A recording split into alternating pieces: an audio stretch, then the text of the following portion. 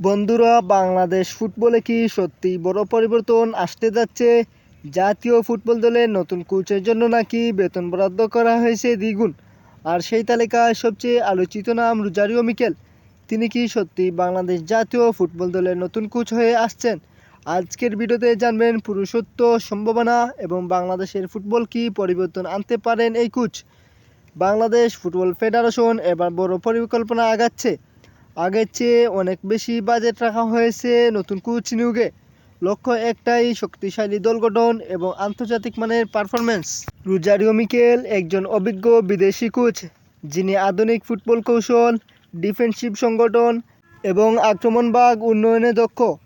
বাংলাদেশ দলে হামজা চৌধুরী, শামীম সুম, জামাল বুগিয়াদের মতো খেলোয়াড়দের নিয়ে তিনি নতুন যুগের সূচনা করতে পারেন বলে ধারণা করা হচ্ছে।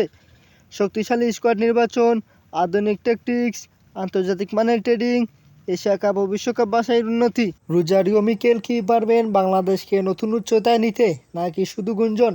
আপনার মতামত কি? রোজারিও মিকেলকে বাংলাদেশ দলের কোচ হিসেবে দেখতে চান? কমেন্টে জানাতে ভুলবেন না।